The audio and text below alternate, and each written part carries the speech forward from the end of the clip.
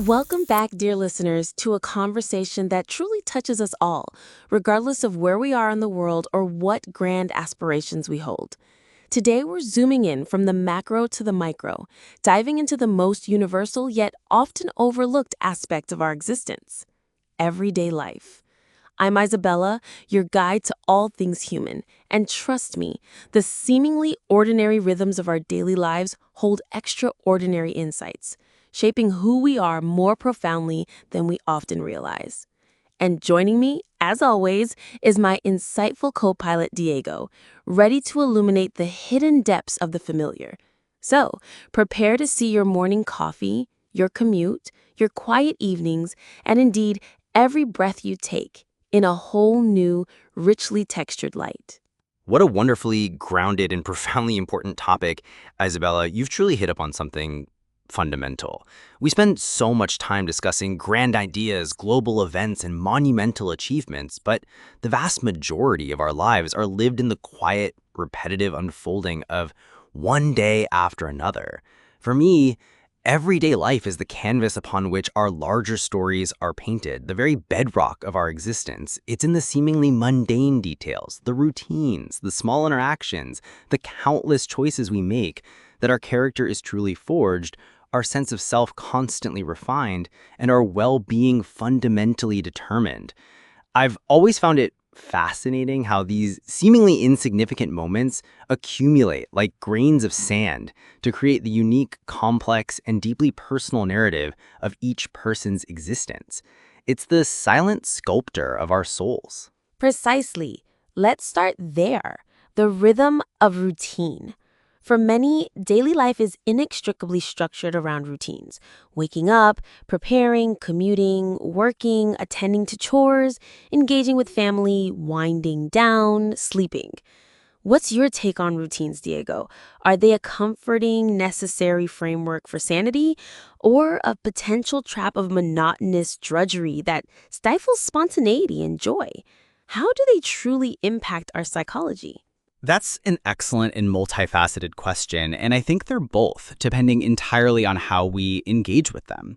On one hand, routines are undeniably crucial for efficiency, productivity, and our very mental stability. They significantly reduce decision fatigue, that cognitive drain from constantly making choices, allowing our brains to conserve precious energy for more complex, creative, or critical tasks. Knowing what to expect each day provides a profound sense of control and significantly reduces anxiety. Think about the simple act of a well-established morning routine. It smoothly transitions us from sleep to activity, sets the tone for the entire day, and builds momentum without requiring conscious effort. It creates predictability, which is a foundational human need for psychological comfort and security. From a purely practical standpoint, routines make life manageable. I absolutely agree. Without some form of routine, daily life could quickly devolve into chaos, leaving us feeling perpetually overwhelmed, reactive, and utterly adrift. Routines provide that essential scaffolding upon which we build our days and our habits. However, the flip side, as you eloquently hinted at, is the inherent danger of monotony and stagnation. When routines become too rigid, unexamined, or simply mindless, they can lead to a pervasive feeling of being stuck on a treadmill, losing sight of novelty, wonder, and purpose. It can feel like life is just happening to us rather than us actively living it. How then do we strike that delicate balance? How do we ensure our routines serve us, enriching our lives rather than inadvertently enslaving us to a cycle of boredom or obligation? That's truly the art of it, isn't it? It requires profound mindfulness and deliberate intentionality. The antidote to soul-crushing monotony isn't necessarily abandoning all routine, which would be impractical and exhausting for most. Instead, it's about strategically injecting moments of conscious awareness, subtle variation, and genuine appreciation within the routine itself. It could be as simple as taking a different route to work to observe new details, trying a novel ingredient in a familiar meal, listening to a different genre of music during your commute, or dedicating 5 sacred minutes to truly savor your morning coffee without any digital distractions. It's about being present within the routine, engaging with each moment fully rather than just passively going through the motions like an automaton. A routine becomes monotonous precisely when we stop noticing it, when we stop engaging with the sensory richness and the micro choices embedded within it. The ongoing challenge is to find the beauty in the repetition, to discern the subtle growth in the consistency, and to infuse each day with a flicker of conscious choice. Navigating the modern daily grind, challenges, digital distractions, and burnout.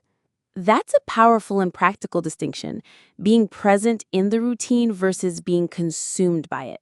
Because for many, modern everyday life comes with its own pervasive and significant challenges that actively pull us away from presence, often leading to a sense of overwhelm.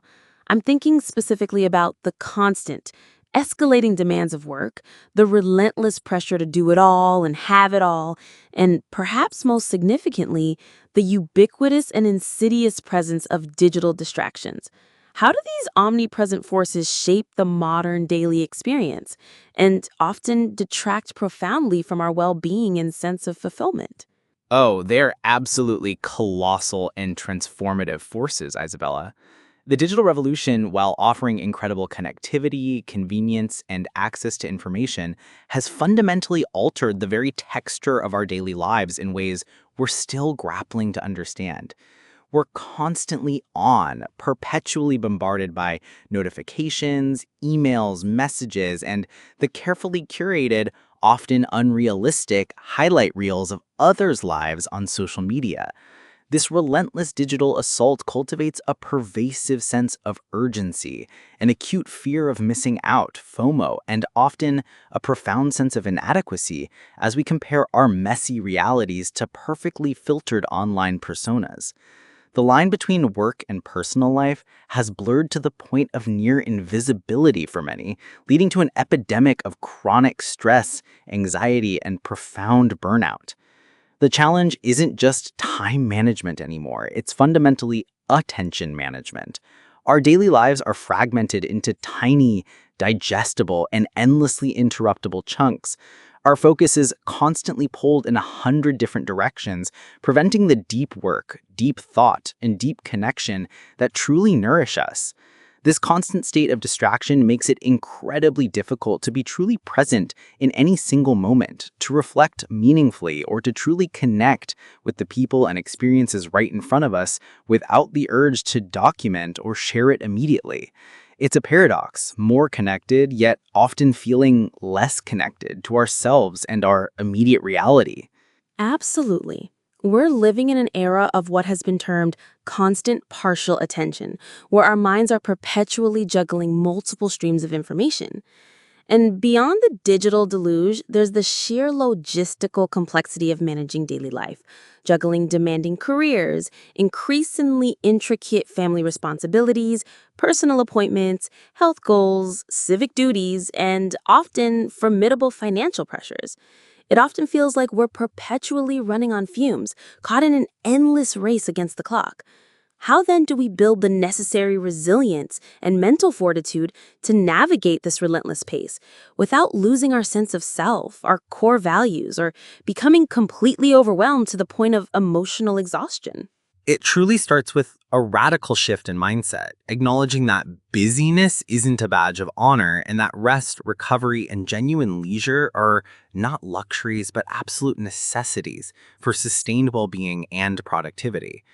Building resilience in daily life involves establishing firm boundaries, especially around digital consumption and work hours, creating digital free zones or offline hours. It means prioritizing self-care consistently, even in small, seemingly insignificant doses, whether it's a few minutes of mindful breathing, a short walk in nature, engaging in a beloved hobby, or simply disconnecting from all screens for an hour before bed. It's about being liberated from the mindless routines of society and accepting that we can't do everything perfectly or even at all. Furthermore, community and genuine human connection become even more vital in this fragmented landscape. Sharing the emotional and practical load, venting to a trusted friend, participating in local groups, or simply feeling truly seen and understood by a loved one can be incredibly fortifying against the isolating grind of modern daily life. We were not meant to do life alone. Our resilience is profoundly bolstered by our social ties. Seeking and offering support is a cornerstone of navigating modern existence.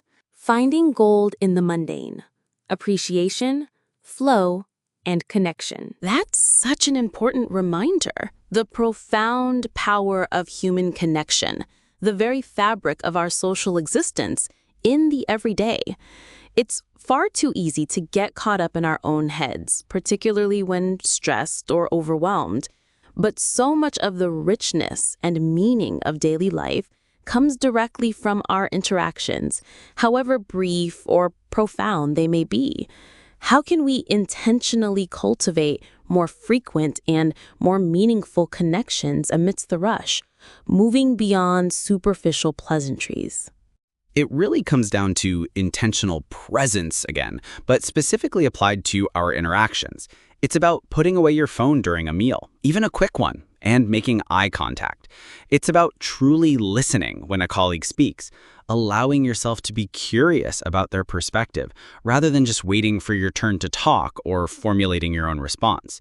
It's about making genuine eye contact with the barista who makes your coffee, acknowledging the delivery person, or having a spontaneous, genuine conversation with a neighbor about their day, rather than rushing past.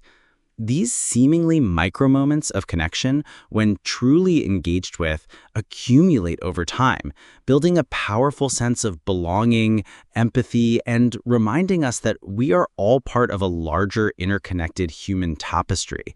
They infuse warmth, humanity, and a sense of shared experience into the often sterile efficiency of modern life.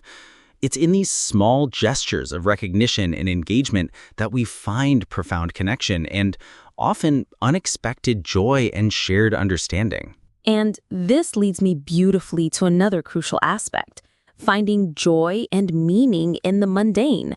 It's so easy to fall into the trap of constantly chasing grand experiences, exotic vacations, or life-altering events as the sole sources of happiness.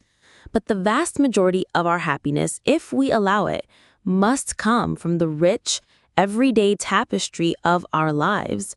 How do we train ourselves to appreciate the seemingly ordinary, to find the extraordinary within the commonplace? What practices can help us unlock that perspective? This is perhaps the greatest secret to a well-lived everyday life, Isabella, and it's a practice, not a revelation. It's about cultivating a deep and pervasive attitude of gratitude for the simple, often overlooked things.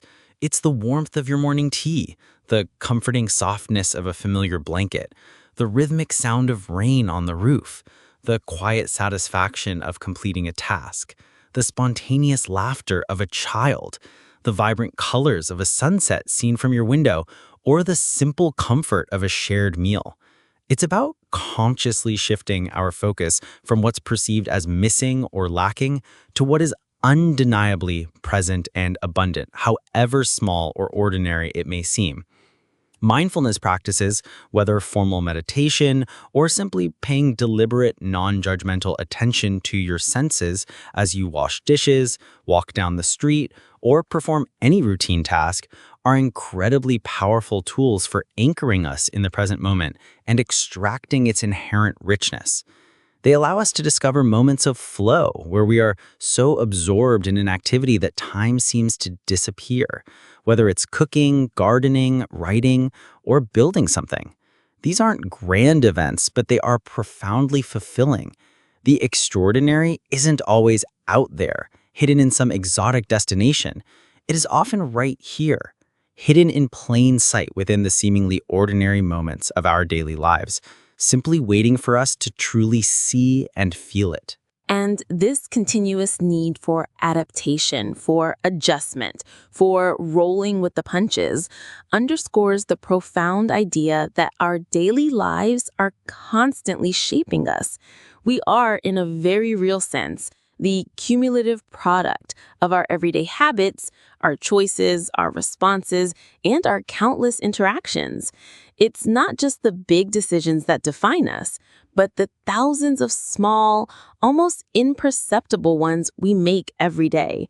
So, Diego, what's your final overarching thought on how we can truly live our everyday lives, not just passively endure them, but thrive within their embrace? For me, Isabella, it ultimately boils down to two interconnected pillars: intentionality and conscious reflection. Don't just let life happen to you. Actively, consciously, and deliberately engage with it. At the end of each day, or perhaps weekly, take a few sacred moments for self-inquiry and reflection. What went well today? What was genuinely challenging, and how did I respond? What did I learn about myself or others? How did I show up in my relationships, in my work, in my personal moments? What small step could I take tomorrow to enhance my experience? This simple yet powerful practice transforms passive experience into active learning. It allows you to refine your approach, celebrate small victories that might otherwise go unnoticed, and grow authentically from minor setbacks. Our everyday lives are not just a series of tasks to be completed or a checklist to be ticked off. They're a continuous, dynamic opportunity for self-discovery, for cultivating deep purpose, and for meaningful engagement with the world around us. They are the true arena where our character is tested, refined, and ultimately where our wisdom is forged. So, my incredible audience, as we draw this illuminating and expansive discussion to a close, my heartfelt encouragement to you is this. Don't wait for grand adventures or monumental achievements to find meaning, purpose, or joy. Look for it actively and with an open heart in the quiet hum of your daily existence. Embrace your routines, yes, but challenge yourself to find moments of deep presence and appreciation within them. Seek connection in every interaction, no matter how fleeting, and let it nourish your spirit.